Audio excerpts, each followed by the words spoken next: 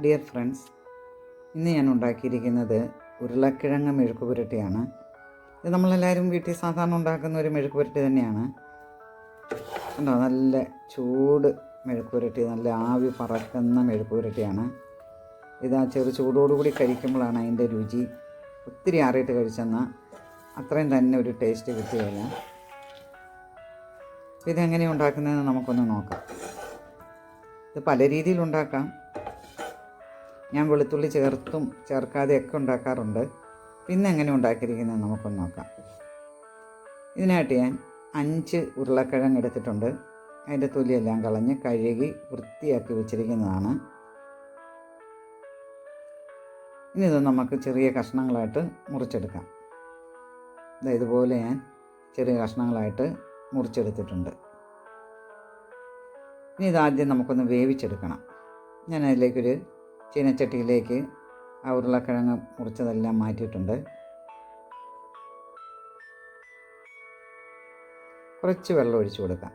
വേവുന്നതിന് ആവശ്യമായ വെള്ളം മതി, ഒരുപാട് വെള്ളമൊന്നും വേണ്ട, ഇത് പെട്ടെന്ന് വേവും.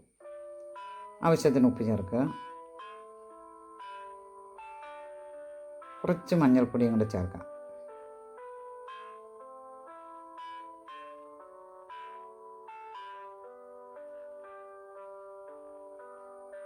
ഇനി നമുക്കിതൊന്ന് മൂടി വെച്ച് വേവിച്ചെടുക്കാം.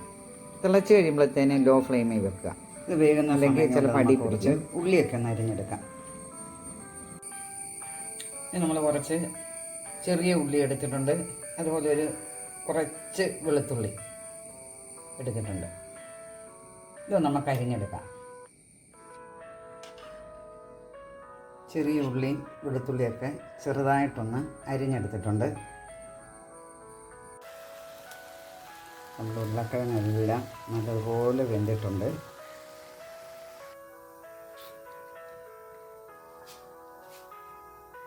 ഈ കടായി അടുപ്പത്ത് വെച്ചിട്ടുണ്ട്. അതിലേക്ക് നമുക്ക് കുറച്ച് വെളിച്ചെണ്ണ ഒഴിച്ച് കൊടുക്കാം.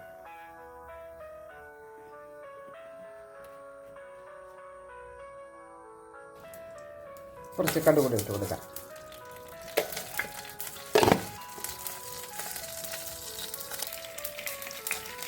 കടുകൊക്കെ പൊട്ടി നമുക്ക് കുറച്ച് 2-3 വറ്റൽമുളക് കൂടി ഇട്ട് കൊടുക്കാം.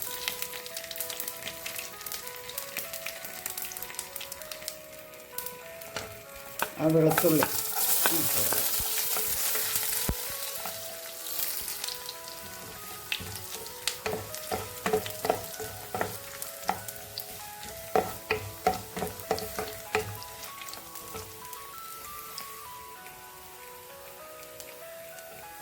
ഞാൻ ചെറിയ ഉള്ളി അരിഞ്ഞതിൽ നമുക്ക് ഇതിലേക്ക് ഇട്ടൊന്ന് വഴറ്റിയെടുക്കാം.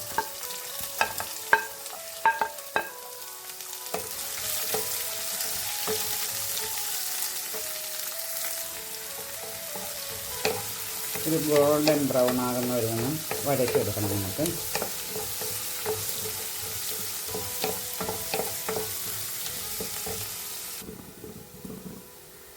അപ്പം നമ്മളുടെ ഉള്ളിയൊക്കെ നല്ല ഗോൾഡൻ ബ്രൗൺ ആയിട്ടുണ്ട്. ഇതിലേക്ക് എരിവിനാവശ്യമായ മുളക് പൊടിയും കൂടെ ചേർത്ത് കൊടുക്കാം.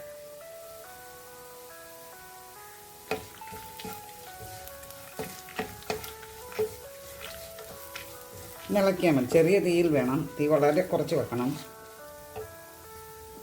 നമുക്ക് ആ വേവിച്ച് വെച്ചിരിക്കുന്ന ഉരുളക്കിഴങ്ങ് കൂടെ ഇതിലേക്ക് ചേർക്കാം.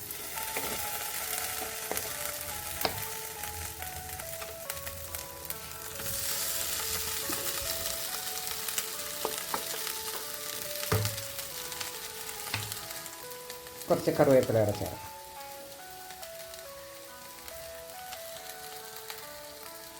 എല്ലാം കൂടെ ഒന്ന് ഇളക്കി വേവിക്കുക.